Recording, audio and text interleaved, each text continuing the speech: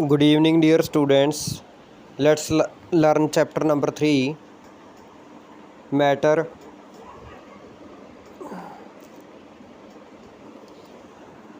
One sentence question answer are.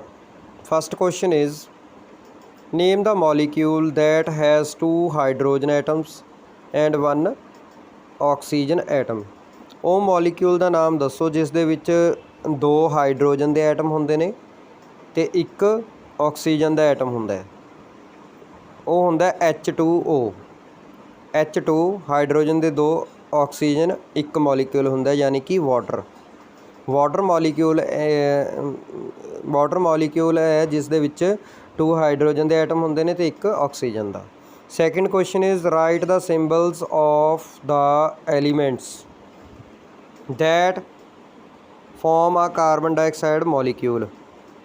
Carbon dioxide molecule ਦੇ ਵਿੱਚ ਜਿਹੜੇ ਹੈਗੇ ਨੇ ਕਿਹੜੇ ਐਲੀਮੈਂਟਸ ਹੁੰਦੇ ਨੇ ਉਹਨਾਂ ਦੇ ਸਿੰਬਲ ਲਿਖਣੇ ਨੇ।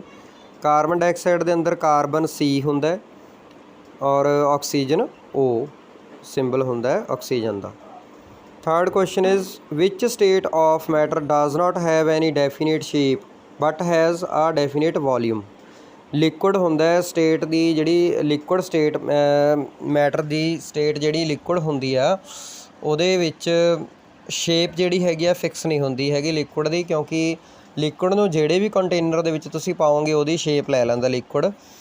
ਫੋਰ ਐਗਜ਼ਾਮਪਲ ਵਾਟਰ, ਆਇਲ ਉਹਦੀ ਸ਼ੇਪ ਲੈ ਲੈਂਦੇ ਨੇ ਜਿਸ ਦੇ ਵਿੱਚ ਵੀ ਅਸੀਂ ਉਹਨੂੰ ਜਿਸ ਕੰਟੇਨਰ 'ਚ ਵੀ ਪਾਉਂਦੇ ਹਾਂ। ਫੋਰ ਐਗਜ਼ਾਮਪਲ ਅਸੀਂ ਜੱਗ 'ਚ ਪਾਵਾਂਗੇ ਤਾਂ ਜੱਗ ਦੀ ਸ਼ੇਪ ਲੈ ਲਏਗਾ ਲਿਕੁਇਡ, ਔਰ ਜੇ ਅਸੀਂ ਉਸ ਨੂੰ ਗਲਾਸ ਦੇ ਵਿੱਚ ਪਾਵਾਂਗੇ ਤਾਂ ਗਲਾਸ ਦੀ ਸ਼ੇਪ ਲੈ ਲਏਗਾ। ਬੋਟਲ ਦੇ ਵਿੱਚ ਪਾਵਾਂਗੇ ਬੋਟਲ ਦੀ ਸ਼ੇਪ ਲੈ ਲਏਗਾ। ਸੋ ਜਿਹੜੀ ਲਿਕੁਇਡ ਹੁੰਦੇ ਨੇ ਜਿਵੇਂ ਕਿ ਵਾਟਰ, ਆਇਲ, ਇਹਨਾਂ ਦੀ ਸ਼ੇਪ ਜਿਹੜੀ ਹੈਗੀ ਆ ਉਹ ਡੈਫੀਨੇਟ ਫਿਕਸ ਨਹੀਂ ਹੁੰਦੀ ਹੈਗੀ। ਡੈਫੀਨੇਟ ਦਾ ਮਤਲਬ ਫਿਕਸ, ਬਟ ਇਹਨਾਂ ਦਾ ਜਿਹੜਾ ਵੋਲੀਊਮ ਹੈ ਉਹ ਫਿਕਸ ਹੁੰਦਾ। ਫੋਰ ਐਗਜ਼ਾਮਪਲ ਜੇ ਆਪਾਂ ਇੱਕ ਗਲਾਸ ਲੈ ਲਈਏ ਪਾਣੀ ਦਾ, ਜੇ ਅਗਰ ਉਸ ਨੂੰ ਆਪਾਂ ਜੱਗ ਦੇ ਵਿੱਚ ਪਾਈਏ ਤਾਂ ਉਹ 2 ਗਲਾਸ ਨਹੀਂ ਹੋ ਜਾਣਗੇ, ਗਲਾਸ ਤਾਂ ਪਾਣੀ ਦਾ ਇੱਕੋ ਹੀ ਰਹੇਗਾ। ਸੋ ਵੋਲੀਊਮ ਜਿਹੜਾ ਹੈਗਾ ਫਿਕਸ ਹੁੰਦਾ, ਡੈਫੀਨੇਟ ਹੁੰਦਾ, ਬਟ ਸ਼ੇਪ ਜਿਹੜੀ ਹੈਗੀ ਆ ਉਹ ਡੈਫੀਨੇਟ ਨਹੀਂ ਹੁੰਦੀ ਲਿਕੁਇਡਸ ਦੀ। Fourth question is what are the 3 states of water ਦੀਆਂ ਜਿਹੜੀਆਂ 3 ਸਟੇਟਸ ਕਿਹੜੀਆਂ ਹੋ ਸਕਦੀਆਂ ਨੇ। ਸੋਲਿਡ ਹੋ ਸਕਦਾ ਜਿਵੇਂ ਕਿ ਆਈਸ, ਲਿਕੁਇਡ ਦੇ ਵਿੱਚ ਵਾਟਰ ਹੁੰਦਾ ਹੀ ਹੈ, ਅਤੇ ਜਦੋਂ ਅਸੀਂ ਵਾਟਰ ਨੂੰ ਗਰਮ ਕਰਦੇ ਹਾਂ ਤਾਂ ਉਹ ਗੈਸ ਬਣ ਜਾਂਦਾ ਯਾਨੀ ਕਿ ਸਟੀਮ, ਭਾਫ ਬਣ ਜਾਂਦਾ। ਸੋ ਸੋਲਿਡ, ਲਿਕੁਇਡ, ਗੈਸ ਤਿੰਨੋਂ ਸਟੇਟਸ ਦੇ ਵਿੱਚ ਵਾਟਰ ਸਾਨੂੰ ਮਿਲਦਾ। What is a physical change. Physical change ਕੀ ਹੁੰਦੀ ਹੈ? A reversible and temporary change that does not form any new substance. Reversible ਹੁੰਦੀ ਹੈ ਉਹ ਚੇਂਜ ਜਿਹੜੀ ਕਿ ਰਿਵਰਸੀਬਲ ਹੋਵੇ, ਬੈਕ ਆ ਸਕੇ। ਅਤੇ ਟੈਂਪਰੇਰੀ ਚੇਂਜ ਹੁੰਦੀ ਹੈ ਇਹ ਕੱਚੇ ਤੌਰ 'ਤੇ, ਜਿਵੇਂ ਕਿ for example ice changes into water and water also can change into ice again when we put it in the freezer. ਤਾਂ ਪਾਣੀ ਤੋਂ ਅਸੀਂ ਬਰਫ਼ ਬਣਾ ਸਕਦੇ ਹਾਂ, ਬਰਫ਼ ਤੋਂ ਫਿਰ ਦੁਬਾਰਾ ਪਾਣੀ ਬਣਾ ਸਕਦੇ ਹਾਂ। ਸੋ ਇਹ ਰਿਵਰਸੀਬਲ ਔਰ ਟੈਂਪਰੇਰੀ ਚੇਂਜ ਹੁੰਦੀ ਹੈ ਜਿਸ ਦੇ ਵਿੱਚ ਕੋਈ ਸਾਨੂੰ ਨਵਾਂ ਸਬਸਟਾਂਸ ਨਹੀਂ ਮਿਲਦਾ ਹੈਗਾ। ਫੋਰ ਐਗਜ਼ਾਮਪਲ ਵਾਟਰ ਤੋਂ ਬਰਫ਼ ਬਣਾ ਲਈ, ਬਰਫ਼ ਤੋਂ ਫਿਰ ਦੁਬਾਰਾ ਜਿਹੜਾ ਹੈਗਾ ਆਈਸ ਤੋਂ ਫਿਰ ਦੁਬਾਰਾ ਵਾਟਰ ਬਣ ਗਿਆ, ਤਾਂ ਸਾਨੂੰ ਕੋਈ ਨਵਾਂ ਸਬਸਟਾਂਸ ਤਾਂ ਨਹੀਂ ਮਿਲ ਰਿਹਾ, ਹੈ ਤਾਂ ਪਾਣੀ ਓ ਹੈ। ਸੋ ਫਿਜ਼ੀਕਲ ਚੇਂਜ ਜਿਹੜੀ ਹੈ ਰਿਵਰਸੀਬਲ ਹੁੰਦੀ ਹੈ, ਟੈਂਪਰੇਰੀ ਹੁੰਦੀ ਹੈ, ਅਤੇ ਇਹਦੇ ਵਿੱਚ ਕੋਈ ਨਿਊ ਸਬਸਟਾਂਸ ਨਹੀਂ ਬਣਦਾ।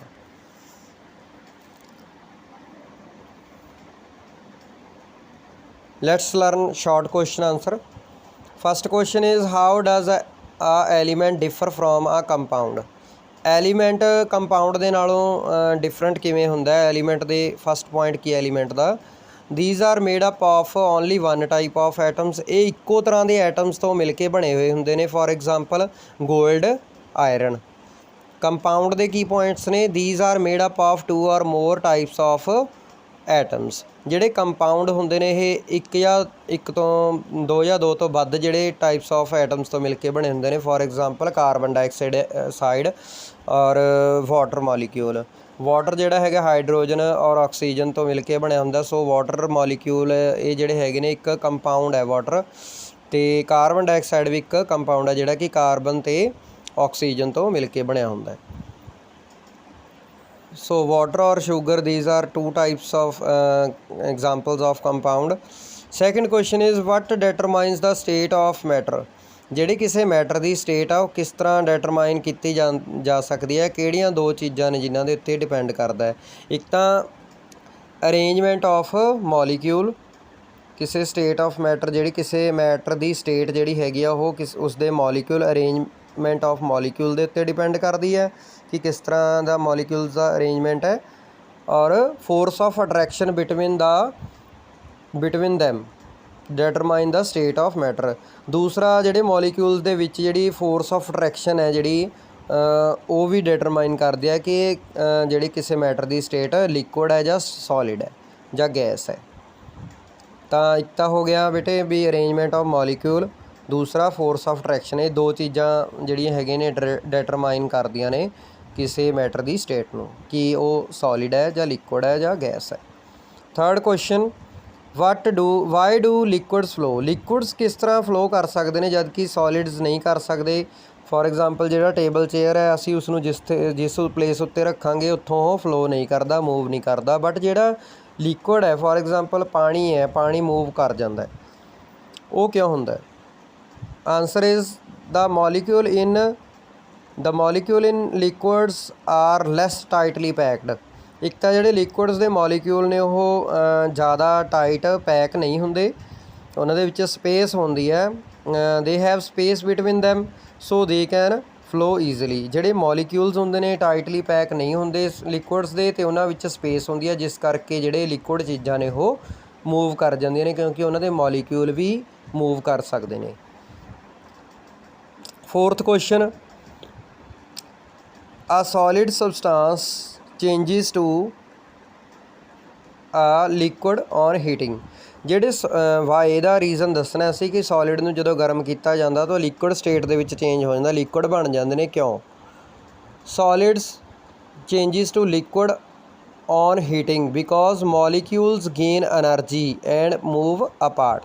ਜਿਹੜੇ ਸੋਲਿਡ ਦੇ ਮੋਲੀਕਿਊਲਸ ਨੇ ਉਹ ਐਨਰਜੀ ਗੇਨ ਕਰ ਲੈਂਦੇ ਨੇ, ਐਨਰਜੀ ਹੀਟ ਐਨਰਜੀ ਜਿਹੜੀ ਹੈਗੀ ਹੈ ਉਹਨੂੰ ਲੈ ਲੈਂਦੇ ਨੇ, ਅਤੇ ਜਿਸ ਕਰਕੇ ਜਿਹੜੇ ਮੋਲੀਕਿਊਲਸ ਨੇ ਉਹ ਦੂਰ ਚਲੇ ਜਾਂਦੇ ਨੇ ਅਤੇ ਉਹ ਜਿਹੜਾ ਸੋਲਿਡ ਹੈ ਉਹ ਲਿਕੁਇਡ ਬਣ ਜਾਂਦਾ ਹੈ। ਕਿਉਂਕਿ ਲਿਕੁਇਡ ਹੁੰਦੇ ਨੇ ਉਹਨਾਂ ਵਿੱਚ ਸਪੇਸ ਹੁੰਦੀ ਹੈ ਮੋਲੀਕਿਊਲ ਦੇ ਵਿੱਚ, ਤਾਂ ਲਿਕੁਇਡ ਦੇ ਵਿੱਚ ਚੇਂਜ ਹੋ ਜਾਂਦਾ ਹੈ solid.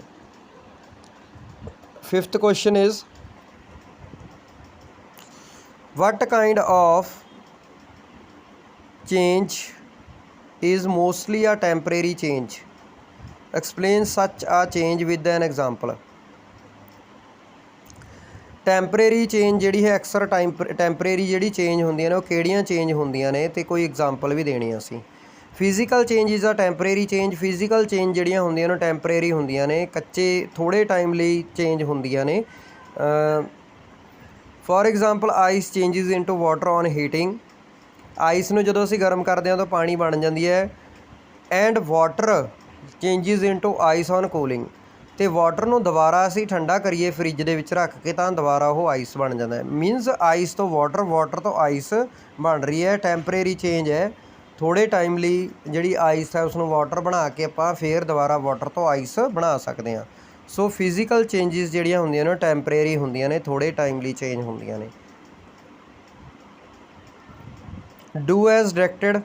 First question is draw a diagram to describe the molecule of oxygen and justify why oxygen is an element, name another element।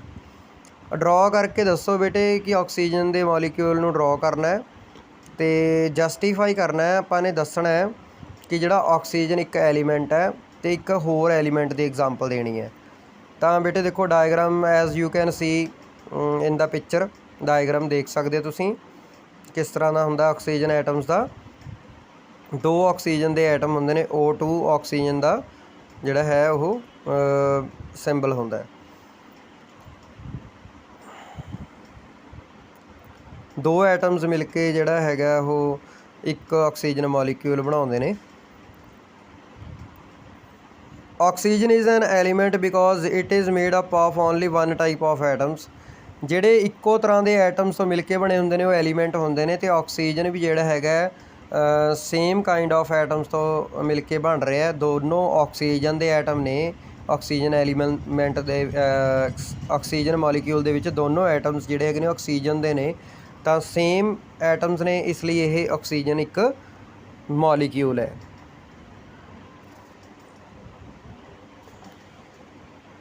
Sorry, oxygen ਇੱਕ ਐਲੀਮੈਂਟ ਹੈ। ਐਲੀਮੈਂਟ ਉਹ ਹੁੰਦੇ ਨੇ ਜਿਨ੍ਹਾਂ ਦੇ ਵਿੱਚ ਸੇਮ ਕਾइंड ऑफ ਐਟਮਸ ਹੁੰਦੇ ਨੇ। ਠੀਕ ਹੈ ਬੇਟੇ, ਆਕਸੀਜਨ ਇੱਕ ਐਲੀਮੈਂਟ ਹੈ ਕਿਉਂਕਿ ਸੇਮ ਕਾइंड ऑफ ਐਟਮਸ ਨੇ ਇਹਦੇ। Nitrogen and hydrogen are also element. ਇਹਨਾਂ ਨੇ ਕਿਹਾ ਸੀ ਕਿ ਕੋਈ ਅਨਦਰ ਐਗਜ਼ਾਮਪਲ ਦਿਓ, ਹੋਰ ਐਗਜ਼ਾਮਪਲ ਦਿਓ, ਤਾਂ ਨਾਈਟ੍ਰੋਜਨ ਅਤੇ ਜਿਹੜੇ ਹਾਈਡਰੋਜਨ ਨੇ ਇਹ ਵੀ ਐਲੀਮੈਂਟ ਨੇ ਕਿਉਂਕਿ ਇਹਨਾਂ ਵਿੱਚ ਵੀ ਸੇਮ ਤਰ੍ਹਾਂ ਦੇ, ਇੱਕੋ ਤਰ੍ਹਾਂ ਦੇ ਐਟਮਸ ਹੁੰਦੇ ਨੇ। Second question is draw a diagram of the ammonia molecule and justify why ammonia is a compound. Give another example of a compound. Diagram ਬਣਾ ਕੇ ਦੱਸਣਾ ਬੇਟੇ ਅਮੋਨੀਆ ਮੋਲੀਕਿਊਲ ਦਾ, ਅਤੇ ਦੱਸਣਾ ਵੀ ਇਹ ਕੰਪਾਊਂਡ ਕਿਉਂ ਹੁੰਦਾ, ਅਤੇ ਹੋਰ ਐਗਜ਼ਾਮਪਲ ਦੇਣੀਆਂ ਨੇ ਕੰਪਾਊਂਡ ਦੀਆਂ। ਤਾਂ as you can see the diagram ਕਿਸ ਤਰ੍ਹਾਂ ਬਣਿਆ ਹੋਇਆ। ਐਨ ਮਿਡਲ ਦੇ ਵਿੱਚ ਬਲੂ ਕਲਰ ਦਾ ਜਿਹੜਾ ਨਾਈਟ੍ਰੋਜਨ ਐਟਮ ਹੈ, ਇੱਕ ਨਾਈਟ੍ਰੋਜਨ ਦਾ ਐਟਮ ਹੈ, ਅਤੇ 3 ਜਿਹੜੇ ਹੈਗੇ ਨੇ ਉਹ ਹਾਈਡਰੋਜਨ ਦੇ ਐਟਮ ਨੇ, ਯਾਨੀ ਕਿ NH3। NH3 ਜਿਹੜਾ ਹੈਗਾ ਅਮੋਨੀਆ ਮੋਲੀਕਿਊਲ ਹੁੰਦਾ। NH3 ਦੇ ਨਾਲ ਲਿਖਿਆ ਜਾਂਦਾ, ਇਸ ਨੂੰ ਡਿਨੋਟ ਕੀਤਾ ਜਾਂਦਾ। ਅਤੇ ਅਮੋਨੀਆ ਇੱਕ ਕੰਪਾਊਂਡ ਹੈ because ammonia is a compound because it is made up of more than one kind of atoms. ਦੇਖੋ ਬੇਟੇ ਇਹਦੇ ਡਾਇਗਰਾਮ ਦੇਖੋ, ਇਹਦੇ ਵਿੱਚ ਨਾਈਟ੍ਰੋਜਨ ਦਾ ਐਟਮ ਦੇ ਨਾਲ 3 ਹਾਈਡਰੋਜਨ ਦੇ ਐਟਮ ਜੁੜ ਰਹੇ ਨੇ, ਯਾਨੀ ਕਿ ਨਾਈਟ੍ਰੋਜਨ ਅਤੇ ਹਾਈਡਰੋਜਨ ਦੇ ਜਿਹੜੇ ਐਟਮਸ ਨੇ ਉਹ ਮਿਲ ਕੇ ਫਿਰ ਅਮੋਨੀਆ ਮੋਲੀਕਿਊਲ ਬਣਾਉਂਦੇ ਨੇ। ਤਾਂ 2 ਤਰ੍ਹਾਂ ਦੇ ਐਟਮਸ ਹੋ ਗਏ, ਨਾਈਟ੍ਰੋਜਨ ਔਰ ਹਾਈਡਰੋਜਨ। ਤਾਂ ਜੇ 2 ਜਾਂ 2 ਤੋਂ ਵੱਧ ਤਰ੍ਹਾਂ ਦੇ ਐਟਮਸ ਆਪਸ ਦੇ ਵਿੱਚ ਮਿਲਦੇ ਨੇ ਤਾਂ ਉਹ ਇੱਕ ਕੰਪਾਊਂਡ ਹੁੰਦਾ। ਬਟ ਐਲੀਮੈਂਟ ਦੇ ਵਿੱਚ ਸੇਮ ਕਾइंड ऑफ ਐਟਮ ਹੁੰਦੇ ਨੇ, ਸੇਮ ਤਰ੍ਹਾਂ ਦੇ ਹੁੰਦੇ ਨੇ, ਬਟ ਇਹ ਕੰਪਾਊਂਡ ਹੈ ਅਮੋਨੀਆ ਕਿਉਂਕਿ ਇਹਦੇ ਵਿੱਚ ਨਾਈਟ੍ਰੋਜਨ ਅਤੇ ਹਾਈਡਰੋਜਨ ਦੇ ਐਟਮ ਜੁੜ ਰਹੇ ਨੇ। ਤਾਂ ਅਮੋਨੀਆ ਮੋਲੀਕਿਊਲ ਇਜ਼ ਇੱਕ ਕੰਪਾਊਂਡ ਹੈ। Carbon dioxide is also compound. ਇਹਨਾਂ ਨੇ ਕਿਹਾ ਸੀ ਕੋਈ ਇੱਕ give another example of compound, ਤਾਂ ਆਪਾਂ ਐਗਜ਼ਾਮਪਲ ਇੱਕ ਹੋਰ ਦੇਣੀ ਹੈ। ਕਾਰਬਨ ਡਾਈਆਕਸਾਈਡ ਇਜ਼ ਆਲਸੋ ਆ ਕੰਪਾਊਂਡ। ਕਾਰਬਨ ਡਾਈਆਕਸਾਈਡ ਜਿਹੜੀ ਹੈਗੀ ਆ ਉਹ ਕਾਰਬਨ ਪਲੱਸ ਆਕਸੀਜਨ ਐਟਮਸ ਤੋਂ ਮਿਲ ਕੇ ਬਣਦੀ ਹੈ, CO2। ਕਾਰਬਨ ਦੇ ਨਾਲ 2 ਆਕਸੀਜਨ ਦੇ ਜਿਹੜੇ ਐਟਮ ਨੇ ਉਹ ਜੁੜਦੇ ਨੇ, ਅਤੇ ਕਾਰਬਨ ਡਾਈਆਕਸਾਈਡ ਵੀ ਇੱਕ ਕੰਪਾਊਂਡ ਬਣ ਜਾਂਦਾ ਹੈ। Third question is explain why the molecule of carbon dioxide gas spread throughout the entire available space. ਕਿ ਜਿਹੜੇ ਕਾਰਬਨ ਡਾਈਆਕਸਾਈਡ ਦੇ ਮੋਲੀਕਿਊਲਸ ਨੇ, ਕਾਰਬਨ ਡਾਈਆਕਸਾਈਡ ਇੱਕ ਗੈਸ ਹੈ, ਆਪਾਂ ਨੂੰ ਪਤਾ ਹੈ ਕਿ ਉਹ ਸਾਰੀ ਜਿੰਨੀ ਵੀ ਸਪੇਸ ਉਹਨੂੰ ਮਿਲਦੀ ਹੈ ਉਹਨੂੰ ਕਿਉਂ ਕਵਰ ਕਰ ਲੈਂਦੀ ਹੈ, ਸਾਰੀ ਸਪੇਸ ਦੇ ਵਿੱਚ ਕਿਵੇਂ ਫੈਲ ਜਾਂਦੀ ਜਿੰਨੀ ਉਹਨੂੰ ਅਵੇਲੇਬਲ ਹੁੰਦੀ ਹੈ ਸਪੇਸ। ਤਾਂ ਇਹਦਾ ਰੀਜ਼ਨ ਇਹ ਹੈ ਬੇਟੇ, there is a lot of space between the molecule of carbon dioxide gas. Carbon dioxide ਦੇ ਜਿਹੜੇ ਇੱਕ ਮੋਲੀਕਿਊਲਸ ਹੁੰਦੇ ਨੇ ਉਹਦੇ ਮੋਲੀਕਿਊਲਸ ਦੇ ਵਿੱਚ ਬਹੁਤ ਸਾਰੀ ਸਪੇਸ ਹੁੰਦੀ ਹੈ, ਅਤੇ ਜਿਹੜੀ ਨੋ ਫੋਰਸ ਆਫ ਅਟਰੈਕਸ਼ਨ, ਅਤੇ ਜਿਹੜੇ ਉਹਦੇ ਮੋਲੀਕਿਊਲ ਹੁੰਦੇ ਨੇ ਉਹਨਾਂ ਦੇ ਵਿਚਾਲੇ ਕੋਈ ਫੋਰਸ ਆਫ ਅਟਰੈਕਸ਼ਨ ਨਹੀਂ ਹੁੰਦੀ, ਜਿਸ ਕਰਕੇ ਉਹ ਦੂਰ ਦੂਰ ਹੁੰਦੇ ਨੇ ਮੋਲੀਕਿਊਲ, ਜਿਸ ਕਰਕੇ ਉਹ ਸਾਰੀ ਜਿੰਨੀ ਵੀ ਅਵੇਲੇਬਲ ਸਪੇਸ ਉਹਨਾਂ ਨੂੰ ਜਿੰਨੀ ਸਪੇਸ ਮਿਲ ਜਾਂਦੀ ਹੈ ਉਹ ਸਾਰੀ ਸਪੇਸ ਨੂੰ ਦੇ ਵਿੱਚ ਸਪਰੈਡ ਹੋ ਜਾਂਦੇ ਨੇ, ਫੈਲ ਜਾਂਦੀ ਹੈ ਕਾਰਬਨ ਡਾਈਆਕਸਾਈਡ ਗੈਸ ਦੇ ਮੋਲੀਕਿਊਲ। ਕੁਐਸਚਨ ਨੰਬਰ 4 ਗਿਵ ਐਨ ਜਿਸ ਤਰ੍ਹਾਂ ਬੇਟੇ ਮੈਂ ਹੋਰ ਤੁਹਾਨੂੰ ਐਗਜ਼ਾਮਪਲ ਦੱਸਾਂ third question the. For example ਅਸੀਂ ਅਗਰਬੱਤੀ ਜਲਾਉਂਦੇ ਹਾਂ ਆਪਣੇ ਘਰੇ, ਉਹ ਵੀ ਜਿਹੜਾ ਅਗਰਬੱਤੀ ਦਾ ਧੂੰਆਂ ਹੁੰਦਾ ਉਹ ਸਾਰੇ ਆਪਣੇ ਰੂਮ ਦੇ ਵਿੱਚ ਫੈਲ ਜਾਂਦਾ, ਸਾਰੇ ਘਰ ਦੇ ਵਿੱਚ ਫੈਲ ਜਾਂਦਾ। ਤਾਂ ਇਸੇ ਤਰ੍ਹਾਂ ਕਾਰਬਨ ਡਾਈਆਕਸਾਈਡ ਦੇ ਜਿਹੜੇ ਮੋਲੀਕਿਊਲ ਨੇ ਉਹ ਸਾਰੀ ਸਪੇਸ ਜਿੰਨੀ ਉਹਨਾਂ ਨੂੰ ਮਿਲਦੀ ਆ ਉਹਦੇ ਵਿੱਚ ਸਪਰੈਡ ਹੋ ਜਾਂਦੇ ਨੇ। ਠੀਕ ਹੈ, ਇਸ ਤਰ੍ਹਾਂ ਹੀ ਹੁੰਦਾ same. Fourth question is give an example of a chemical change. Chemical change ਦੀ ਐਗਜ਼ਾਮਪਲ ਦੇਣੀ ਆ, ਐਕਸਪਲੇਨ ਵੀ ਕਰਨਾ ਆਪਾਂ ਕੈਮੀਕਲ ਚੇਂਜ ਨੂੰ। Explain why it is a chemical change, ਇਹ ਕੈਮੀਕਲ ਚੇਂਜ ਕਿਉਂ ਹੈ। ਤਾਂ ਐਗਜ਼ਾਮਪਲ ਦੇ ਦਿੰਦੇ ਅਸੀਂ ਪਹਿਲਾਂ। Answer is the burning of a paper is a chemical change. Paper ਨੂੰ ਅਸੀਂ ਕਾਗਜ਼ ਨੂੰ ਜਲਾ ਦਿੰਦੇ ਹਾਂ ਤਾਂ ਉਹ ਇੱਕ ਕੈਮੀਕਲ ਚੇਂਜ ਹੁੰਦੀ ਆ, ਬਿਕੋਜ਼ ਪੇਪਰ ਟਰਨਸ ਇਨਟੂ ਐਸ਼। ਪੇਪਰ ਤੋਂ ਰਾਖ ਬਣ ਜਾਂਦੀ ਹੈ। ਠੀਕ ਹੈ, ਅਤੇ ਜਿਹੜੀ ਰਾਖ ਦੁਬਾਰਾ ਪੇਪਰ ਨਹੀਂ ਬਣ ਸਕਦੀ। ਦੇਖੋ ਲਿਖਿਆ because the paper turns into ਐਸ਼ ਐਂਡ ਐਸ਼ cannot change into paper again. ਜਿਹੜੀ ਪੇਪਰ ਨੂੰ ਜਲਾ ਤਾ ਅਸੀਂ ਰਾਖ ਬਣ ਗਈ, ਤੇ ਉਹ ਰਾਖ ਦੁਬਾਰਾ ਪੇਪਰ ਨਹੀਂ ਬਣ ਸਕਦੀ। ਤਾਂ ਐਵੇਂ ਹੁੰਦਾ ਬੇਟੇ, ਕੈਮੀਕਲ ਚੇਂਜ ਜਿਹੜੀ ਹੁੰਦੀ ਆ ਉਹ ਇੱਕ ਵਾਰ ਹੋ ਜੇ ਤਾਂ ਦੁਬਾਰਾ ਵਾਪਿਸ ਨਹੀਂ ਹੋ ਸਕਦੀ ਚੇਂਜ। ਤਾਂ ਬਰਨਿੰਗ ਆਫ ਪੇਪਰ ਜਿਹੜੀ ਹੈਗੀ ਆ ਇੱਕ ਕੈਮੀਕਲ ਚੇਂਜ ਹੈ।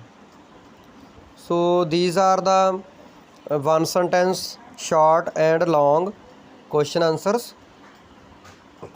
Learn this chapter, chapter number 3 matter.